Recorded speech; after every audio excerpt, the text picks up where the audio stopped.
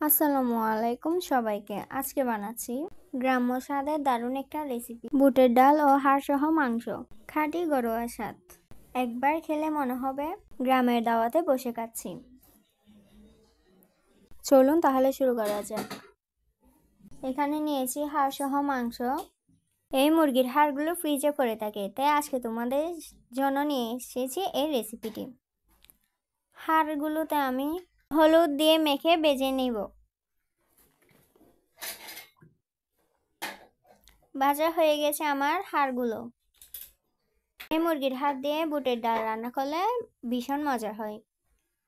পরিমাণ মতো তেল গরম করে নিব। তেলটি গরম হয়ে আসলে 2টি পেঁয়াজ কুচি দিয়ে ব্রাউন কালার করে নিব।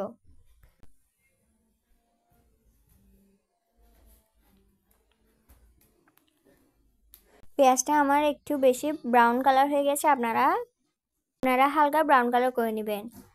আদা রসুন 1 চামচ, 2 চামচ মরিচগুলো আমি পানি দিয়ে একটু গুলিয়ে নিয়েছি। ফুটে না যাওয়ার জন্য আমি একটু গুলিয়ে নিয়েছিলাম। 1 চামচ হলুদ দিয়ে একটু নেড়ে চেড়ে নিব। ধনিয়া 1 চামচ, জিরা 1 চামচ, গরম মশলা 1 চামচ করে দিয়েছি। এবার ভালোভাবে কষিয়ে নিব। আমি এখানে সামান্য পরিমাণ পানি দিয়ে কষিয়ে নিচ্ছি। স্বাদ মতো লবণ দিয়ে নেড়ে চেড়ে নিব।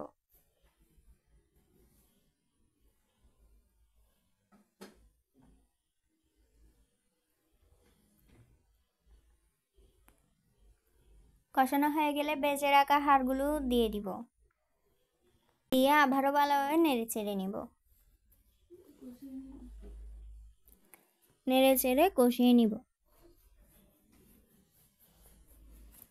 বুটের ডাল 250 গ্রাম থেকে একটু বেশি ডাল নিয়েছি।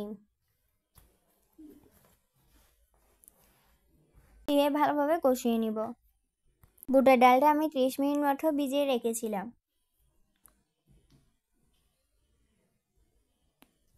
2-3টা আলু দিয়েছি ছোট থেকে। এবার ভালো করে কষিয়ে নিব। 1 মিনিটের জন্য ঢেকে রাখবো। 1 মিনিট পর ঢাকনাটি তুলে ভালোভাবে নেড়ে ছেড়ে দিব। কষিয়ে নিব।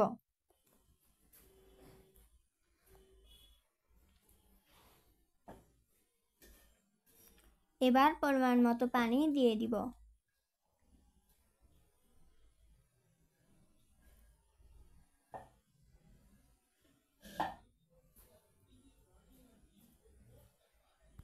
মিনিটের মতো ঢেকে রেখেছি। এবার একটু ভালো করে নেড়ে ছেড়ে দিব। হয়ে গেল বুটের ডাল ও মুরগির হাড়ের রেসিপি। এবার একটু ধনিয়া পাতা নামিয়ে নিব। ওহ কি সুন্দর রং, কি গন্ধ! গরম ভাতের সাথে 1 চামচ ঝোল, বেশ কিছুই চাই না। গ্রাম্য স্বাদের আসল মজা এখানে। রেসিপিটি ভালো লেগে থাকলে লাইক দিন, কমেন্টে জানাবেন আর চ্যানেলটা সাবস্ক্রাইব করে আমার সাথে থাকবেন। সামনে আরো গ্রাম্য স্বাদের রেসিপি নিয়ে হাজির হব। ধন্যবাদ সবাইকে। আসসালামু আলাইকুম।